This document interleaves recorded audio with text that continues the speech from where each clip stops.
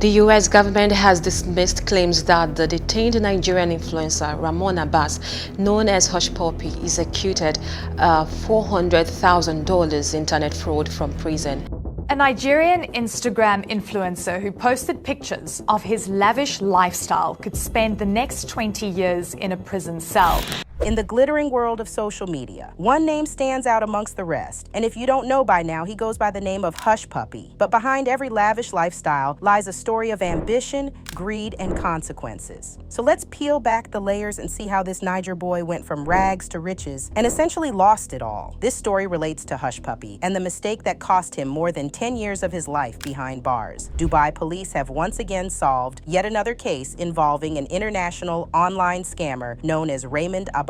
The WHO goes by Hushpuppy on social media platforms. In the early 2000s, cyber cafes began appearing across Nigeria, and the unemployed youth flocked to them first for entertainment. But soon as a way to make money through online crimes like check cashing and romance scams, the young men used free Yahoo email accounts to run their cons, earning them the nickname Yahoo Boys. Abbas became a keen Yahoo boy, and he soon found success. But then, the Nigerian security forces began cracking down viciously on cybercrime. In 2014, Abbas, along with many other Yahoo boys, fled to Malaysia. There, he strived to be the best at his drive, and entrepreneurial spirit propelled him to the top of the game. At this point, he became Hushpuppy. Hushpuppy was Abbas's Instagram handle, and he used it to flaunt his wealth and post motivational messages about breaking out of poverty with time and hard work as his profits skyrocketed. He splashed his cash on designer clothes, luxury watches, and expensive cars. It was rare to see a post that didn't come with a hashtag for Gucci, Fendi, Versace, or Rolls-Royce. His bio read, "Billionaire Gucci Master," and the more he flaunted his newfound wealth, the faster he gained followers. At his peak, over 2.8 million people were viewing his posts about his custom purple Rolls-Royce, his flights on private jets, and his Fendi shopping sprees. In Nigeria, he'd become a celebrity, and at peak influencer status, his beloved designer brand started gifting him everything from trainers to an all-expenses-paid trip to the Ritz, Paris. As a VIP guest of Louis Vuitton, Fendi invited him to dine with society's elite, and in one event, the Kuala Lumpur branch of Versace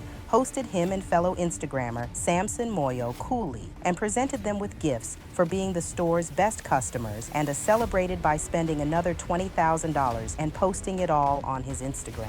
Around the same time, he got close with another influencer, Ismaila Mustafa, known as Mamfa. Together, they showed off their wealth in designer gear and were even mentioned in the song Living Things by Nice. But the pair soon made up in a Snapchat video, and each was rewarded with a boost in followers. Not all of his spats ended so well, though, and in some cases, they threatened to expose him. In one event, he accused rapper Fino of wearing fake watches. This prompted singer KC to post, "You have no credibility, no known source of income, and yet you come on social media to attack hard-working Nigerian musicians with traceable wealth. Really? What do you do for a living? What is your talent? How did you make your money?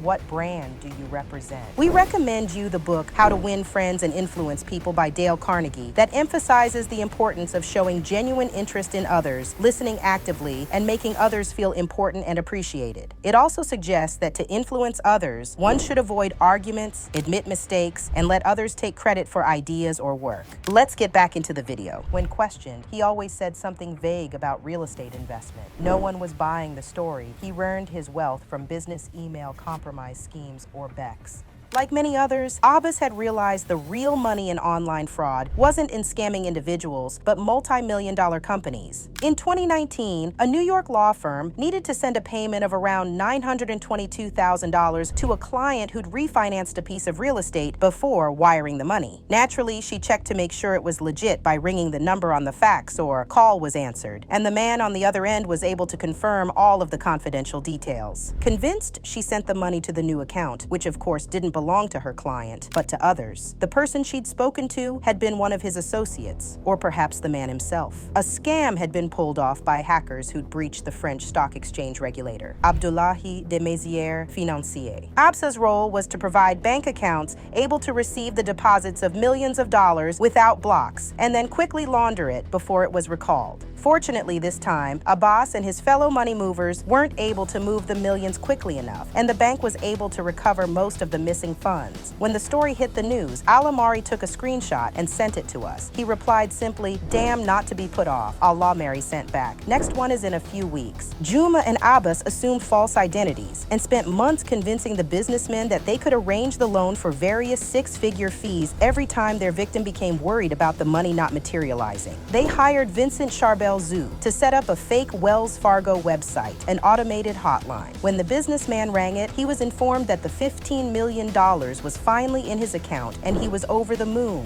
However, he was soon brought back down to earth when Abbas requested a $575,000 withholding tax to get the money out of the U.S. At this point, he was started petitioning for a larger share when Abbas shut him down. He went to the client and exposed the scam. Naturally, Abbas was more than a little upset, so he messaged a man named Abba Kayari, saying he wanted Chibuzor to go through the most serious beating of his life. What was interesting about this is that Kayari wasn't a thug. He was Nigeria's multi-award-winning deputy police commissioner, otherwise known as Super Cop, the shining example of competence and incorruptibility within a heavily criticized system. But Abbas's message wasn't history's worst missed text. He'd actually intended to request a beating for hire from the Super Cop and followed up with, "Please, sir, I want to spend money to send this boy to jail. Let him go for a very long time." Shockingly, Yari was more than happy to oblige and replied with the details of a Nigerian bank account. When the money arrived, he arrested Chibuku and sent a picture of him locked up. He even updated Abbas after Chibuzor. His girlfriend arrived with a bribe to have him freed. They were thinking it's a normal arrest. That is why they think money can remove him, he wrote. No money can remove him here. The ironic thing about Abbas is that as a money launderer, his job was to make cash look as if it came from a legitimate source. Unsurprisingly, the FBI had become suspicious that the source of Hushpuppy's fortune wasn't legit, but they didn't really know who he was. That was until his birthday, when he posted a picture of the gifted cake he received from Gucci, armed with his date of birth. Agents were able to track him to a visa application, which led to his true identity and a much clearer look at his finances. Ultimately, the crime that brought him down was one of his most successful. The payout from the New York law firm after the 922K hit the Chase Bank account in October 2019. Abbas worked quickly to split it up, sending $396,000 to a Canadian account. Then he asked Alamari to confirm that it had arrived. Alamari replied that it had, but his plane had just landed and he'd have to wait until he had a good enough signal to send a screenshot. Then, just moments later, as he walked into the airport, the FBI descended on him and he was placed under arrest. The next day, Abbas' old friend Momfa was also arrested at a Nigerian airport by the FCC and charged with fraud and money laundering. At this point, Abbas should have disappeared. After all, the FBI now had full access to Alamari's Snapchat, which was full of evidence and directly linked to rayhushpuppy@gmail.com. But incredibly, he seemed unconcerned and continued posting pictures of Fendi bags and hot tubs to his Instagram. His only evasive tactic was to change his bio from billionaire Gucci master, the real estate developer. Meanwhile, the FBI began coordinating with the UAE authorities near where Abbas was staying and launched surveillance. Then on June 8, 2020, while Abbas was sleeping, a Dubai SWAT team flooded into his apartment, placed him under arrest and seized 47 phones, 21 laptops, $7 million worth of luxury cars, $40 million from the email addresses of 2 million potential victims. The Dubai authorities were so pleased with the successful haul that they released a short, stylized film of the arrest entitled Operation Fox Hunt Too Soon. Abbas was flown to Chicago, where he stood trial in November 2022. He pleaded guilty to his crimes against the Qatari businessperson, the Maltese bank, and several others that amounted to over $24 million. He was sentenced to 135 months in federal prison and ordered to pay over $1.7 million in restitution. Officials described him as, quote, one of the most prolific money launderers in the world. And his longtime doubters gloated the cops got a nice sneaker collection now and no more Gucci in jail.